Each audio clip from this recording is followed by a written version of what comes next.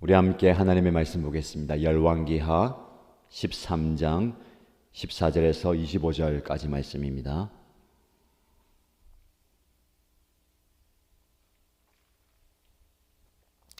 오늘 저와 여러분들이 함께 묵상할 말씀은 열왕기하 13장 14절에서 25절까지입니다. 함께 읽겠습니다. 엘리사가 죽을 병이 들자 이스라엘 왕 여호아스가 그에게로 내려왔다. 그리고 그 앞에서 눈물을 흘리며 말하였다. 나의 아버지 이스라엘의 병거와 마병이시여. 엘리사가 그에게 말하였다. 활과 화살을 가져오십시오. 그가 활과 화살을 가져오자 엘리사가 이스라엘 왕에게 말하였다. 활을 잡으십시오. 그가 활을 잡으니 엘리사가 그의 손 위에 자기의 손을 얹었다. 엘리사가 말하였다. 동쪽 창문을 여십시오. 왕이 창문을 열자 엘리사가 말하였다. 쏘십시오. 그가 활을 쏘자 엘리사가 말하였다. 주님의 승리의 화살입니다. 시리아를 이길 승리의 화살입니다. 임금님께서는 아벡에서 시리아를 쳐서 완전히 진멸하실 것입니다. 엘리사가 또 말하였다. 화살을 집으십시오. 왕이 화살을 집자 엘리사가 이스라엘 왕에게 말하였다. 땅을 치십시오. 왕이 3번을 치고는 그만두었다. 하나님의 사람이 그에게 화를 내며 말하였다. 임금님께서 대6번 치셨으면 시리아 군을 진멸할 때까지 접으실 수 있었을 터인데 고작 3번입니까? 이제 임금님께서는 겨우 3번만 시리아를 칠 수 있을 것입니다. 그런 다음에 엘리사가 죽으니 거기에 장사하였다. 그 뒤에 모압의 도적대가 해마다 이스라엘 땅을 침범하였다. 한 번은 장사 지내는 사람들이 어떤 사람의 죽음을 묻고 있다가 이 도적대를 보게 되었다. 그러자 그들은 놀라서 그 죽음을 엘리사의 무덤에 내던지고 달아났는데 그때에 그 사람의 뼈가 엘리사의 뼈에 닿자 그 사람이 살아나서 제 발로 일어섰다. 시리아의 하사엘 왕은 요아스가 다스리는 동안에 줄곧 이스라엘을 억압하였다. 그러나 주님께서 이스라엘에게 은혜를 베푸셔서 그들을 불쌍히 여기시고 그들을 굽어 살피셨다. 이는 아브라함과 이삭과 야곱과 맺으신 언약 때문이었다. 그래서 그들을 멸망시키지 않으시고 이제까지 주님 앞에서 쫓아내지 않으셨다. 시리아의 하사엘 왕이 죽고 그의 아들 벤하닷이 그의 뒤를 이어 왕이 되었다. 이때 요아스의 아들 요아스가 하사엘의 아들 벤하닷의 손에서 성읍들을 도로 되찾았다. 이 성읍들은 부왕 요아스가 전쟁에서 빼앗겼던 것이다. 요아스는 3번이나 벤하닷을 쳐서 이스라엘의 성읍들을 도로 되찾았다. 아멘. 오늘도 하나님의 은혜가 넘치는 하루가 시작되었습니다. 새벽을 깨우는 여러분, 단지 아침을 깨우는 게 아니라 잠자던 영혼을 깨우는 복된 시간 되시고요. 말씀을 통해 깨닫는 시간, 나의 자아를 깨뜨리는 귀한 시간 되기를 축복합니다. 오늘 본문의 말씀에 엘리사가 죽을 병이 들었다라고 시작됩니다. 그렇게 능력 있던 엘리사도 세월이 지나고 병이 들어 죽게 되는 겁니다. 인생의 마지막 여정을 마무리하는 그 순간에 이 엘리사는 여전히 그가 사랑하는 이스라엘에 하나님의 은혜를 전하고 있습니다. 살아생전에 그는 수많은 유익을 주었습니다. 그래서 이스라엘의 왕인 여호아스가 그를 찾아오죠. 하나님의 예언자가 이제 임종을 앞두고 있기 때문에 왕이 직접 찾아옵니다. 어쩌면 위로하기 위해서, 조문하기 위해서, 마지막 임종을 지켜보기 위해서 내려왔죠. 죽음 앞에 있는 이 사람을, 살아있는 사람, 권력 있는 사람, 살 날이 더 많은 사람이 이제 죽음 앞에 있는 사람을 앞에 두고 눈물을 흘리며 나의 아버지 이스라엘의 병거와 마병이시여 라고 선포합니다. 선포는 고백이며 탄식이겠죠. 이렇게 영적인 대가가 내 옆에 있다가 이제 떠나간다면 얼마나 큰 상실이고 손실입니까? 국가적인 손실이에요. 이 고백은 엘리야가 하늘로 승천할 때에 엘리사가 했던 고백입니다. 나의 아버지, 나의 아버지. 영적 아버지고 그만큼 버팀목이고 기댈 수 있는 존재잖아요. 개인에게도 그렇지만 이스라엘의 병거와 마병이요. 살아생전에 얼마나 큰 능력을 행했습니까?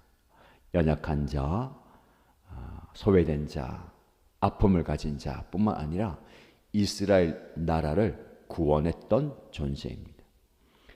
지금 말씀에 보면 죽음을 앞둔 이 상황에서도 승리를 예언합니다.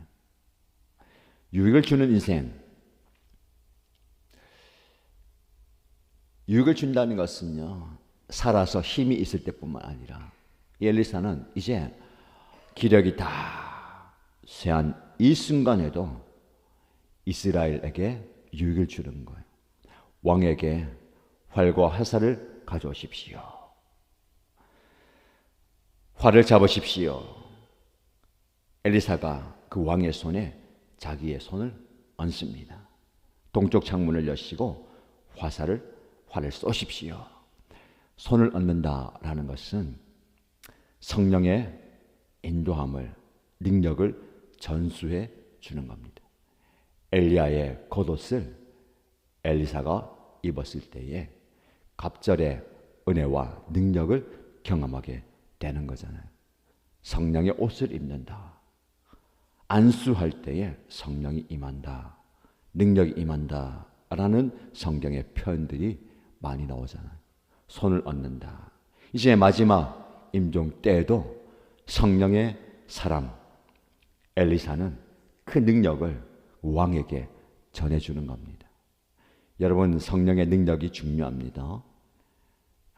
기도의 능력이 중요합니다. 오늘 우리가 불렀던 찬양도 능력 있는, 그리스도인은 능력 있는 사람이 되어야 됩니다. 왜냐하면 우리 안에 있는 성령이 능력 있는 존재이기 때문에 그렇습니다.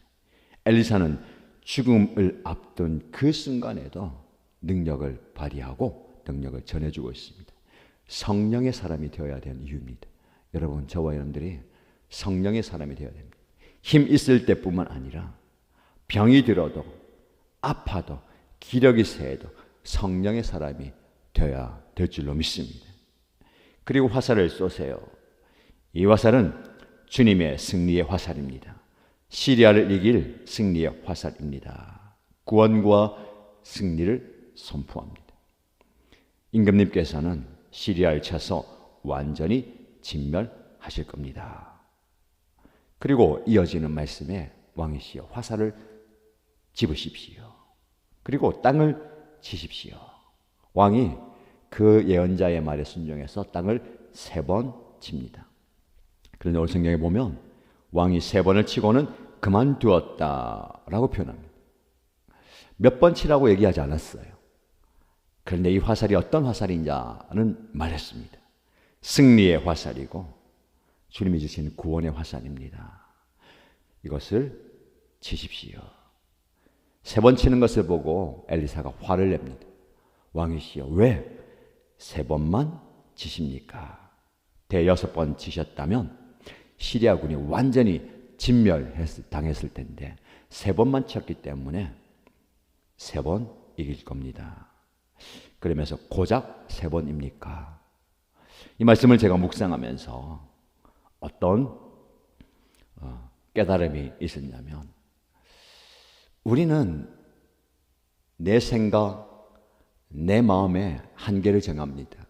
여러분, 3번 친다 하면요, 여러분 생각에 그 정도면 적당하다라고 생각하는 분도 계실 거예요. 3번 친다 그러면 그 정도는 많다라는 생각도 하실 겁니다. 어떤 분은 3번밖에 안 쳤냐라고 생각할 수 있어요. 왜? 적정하다, 넉넉하다, 부족하다라는 기준이 생길까요? 그것은 순전히 나의 기준이에요. 우리 신앙생활 할 때도 내 기준으로 할 때가 너무 많습니다. 3번 하면 넉넉하지.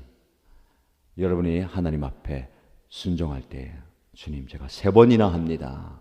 이 정도면 된 것 아닙니까? 3번 정도 하면 적당한 것 아닙니까? 여러분 우리가 우리의 기준을 정할 수가 없어요. 하나님께서 정하시는 거잖아요. 엘리사가 고작 3번입니까? 6번 쳤다면 10번 쳤다면 엄청난 은혜와 복을 받았을 텐데 고작 3번입니까? 왕의 입장에서는 3번 쳤다는 것은요 이 정도 하면 됐겠지 이 생각이에요. 우리도 그럴 때 많지 않습니까? 기도의 분량이 중요합니다. 뭐 기도를 많이 해야 된다. 성경 보면 기도를 오래 하라, 기도를 길게 하라, 기도를 많이 하라. 그런 말씀 없어요. 단지 기도하라 라고 이야기하지만 반드시 분량이 있습니다. 기도의 분량이 찼을 때 역사하는 거잖아요. 믿음의 분량도 있습니다. 그래서 예수님께서 우리 너의 믿음이 작은 자들아, 그 믿음이 그것밖에 없느냐라고 얘기하잖아요. 주님의 기준을 다 충족시킬 수도 없지만 우리는 고작 3번 해놓고선 하나님 내 할 것 다 했습니다. 이 정도면 된 것 아닙니까? 할 때가 너무나 많아요. 여러분 부족합니다. 분량을 채워야 돼요. 믿음의 분량이 중요합니다. 그래서 저에게도 적용해 봤어요. 하나님께서 저에게 믿음의 분량, 믿음의 능력의 분량을 3번 해놓고선 하나님 이 정도면 된 거 아닙니까? 제 수준에서 제 상황에서 이것도 최대한 한 겁니다. 그런데 이렇게 말씀하실 것 같아요. 고작 3번이냐? 우리는 왜 3번밖에 안 칠까요? 3번만 할까요? 믿음의 문제인 것 같아요. 아니 이거 3번 친다고 해서 무슨 일이 일어나겠냐 그거예요. 하나님의 역사는 내가 이 화살을 가지고 3번 치지만 나는 화살 3번 치지만 하나님은 더 큰 능력을 이루시는 거예요. 왜냐하면 이미 엘리사를 통해서 이 화살은 승리의 화살이라고 얘기했거든요. 이 화살 승리의 화살이라는 것을 믿는다면 믿음의 순종, 믿음의 반응이 3번 가지고 안 되는 겁니다. 여러분 더 분량을 채우십시오. 3번 아니라 6번, 9번, 10번이라도 두드려야 되지 않겠어요? 예수님께서 두드리라 열릴 것이다. 구하는 자마다 찾을 것이다 라고 하셨잖아요. 한 번 해보라는 게 아니에요. 열릴 때까지, 주실 때까지 나가는 겁니다. 이게 믿음의 분량을 채워가는 거예요. 자, 여러분에게 한번 적용해 보세요. 여러분 얼마나 두드리고 계십니까? 여기 말씀 보면 3번은 치고는 그만두었다. 많은 분들이 3번 하고 그만두는 거예요. 말씀 그대로 3번만 한다는 게 아니라 중간에 포기한다는 겁니다. 포기하면 안 됩니다. 두드리는 게 뭐 대수냐? 이거 해서 뭐 되겠냐? 기도한다고 되겠냐? 예배한다고 되겠냐? 이렇게 헌신하고 봉사한다고 이렇게 내가 쏟아준다고 되겠냐? 그만두면 안 돼요. 그만두면 안 되고 하나님께서 인정하실 때까지 하십시다. 믿음의 분량, 기도의 분량, 헌신의 분량, 예배의 분량을 채워가기를 축복합니다. 우리 공동체도 마찬가지입니다. 우리 공동체에 기도의 분량을 채워가고 있잖아요. 이 정도면 적당한 것 아닙니까? 절대 그렇지 않습니다. 그만두지 마시고. 그만두려는 사람 있습니까? 격려해서, 다독여서, 어떤 때는 억지로라도 끌고 갑시다. 은혜의 자리에, 은혜 받은 자리에 동참해야 되지 않겠어요? 자, 이어지는 말씀 보시면 결국 엘리사가 죽어요. 예언자는 죽습니다. 그러나 그의 정신과 성령의 역사는 여전히 남아 있습니다. 심지어 이런 일이 일어나요. 엘리사가 장사했어요. 어떤 사람이 이제 엘리사의 그 장사된 무덤들이 많이 있을 거잖아요. 장사하기 위해서 사람을 데려왔는데, 죽은 사람 데려왔는데 도적들이 자꾸만 출몰하잖아요. 도적이 출몰해서 장사를 지내다가 해가 될 것 같아서 놀래가지고 그 죽음을 던져버리고 달아는데 공교롭게도 그 죽은 시체가 엘리사의 무덤에 도달하는, 엘리사의 뼈에 닿으니까 그 죽은 사람이 살아나는 겁니다. 여러분, 예언자는요, 성령의 사람은 살아 힘이 있을 때에도, 죽을 병이 걸려서 기력이 닿을 때에도, 죽은 뒤에도 선한 영향력을 발휘하는 겁니다. 예수님이 그렇지 않습니까? 예수님이 죽은 지 오래지만 예수님의 부활은 지금도 능력입니다. 기독교는 죽음을 초월하는 거예요. 무슨 이런 일이 있냐? 뭐 엘리사 이야기 들어보면 진짜 고전에 나오는 전래 동화 같은 이야기들이 많이 나오는데, 도끼가 떠오르고 죽은 사람이 살아나는, 지금도 마찬가지예요. 죽어버린 뼈에 닿았는데 사람이 살아난다는 거, 이것이 생명력 있는 성령의 역사입니다. 저와 여러분에게도 이런 성령의 역사가 일어나기를 축복합니다. 예언대로 하나님께서 아브라함과 이삭과 야곱과 맺으신 언약을 기억하시고 이스라엘에게 은혜를 베푸시고 그들을 불쌍히 여기시고 굽어 살피셨다, 보살피셨다라고 말씀하죠. 그래서 시리아에게 전쟁이 일어나고 시리아가 이스라엘 괴롭힐 때에 이 엘리사의 예언처럼 하나님께서 구원해 주시고 살려주시고 도와주시는 것을 보게 됩니다. 오늘 말씀을 통해서 저와 여러분들에게 주시는 교훈은 무엇입니까? 저는 이렇게 생각합니다. 이렇게 묵상했어요. 아, 내가 성령의 사람이 되어야 되겠다. 그래서 나를 통해서 선한 영향력들이 우리 성도들에게 흘러가야 되겠다. 나의 믿음의 분량을 키워야 되겠다 라고 생각합니다. 이렇게 적용했어요. 여러분도 마찬가지입니다. 여러분들, 내 작은 믿음의 한계로 성령의 역사와 하나님의 능력을 제한하지 마십시오. 생명을 살리고 죽은 자를 살리고 승리를 주는 하나님의 능력을 오늘 경험하십시오. 성령의 역사는 지금도 계속되고 있습니다. 여러분의 수준으로, 여러분의 기준으로 그것을 제한하지 말고 저와 여러분을 통해서 능력의 하나님을 경험하시고 역사하신 하나님을 만나게 되기를 주님의 이름으로 축복합니다.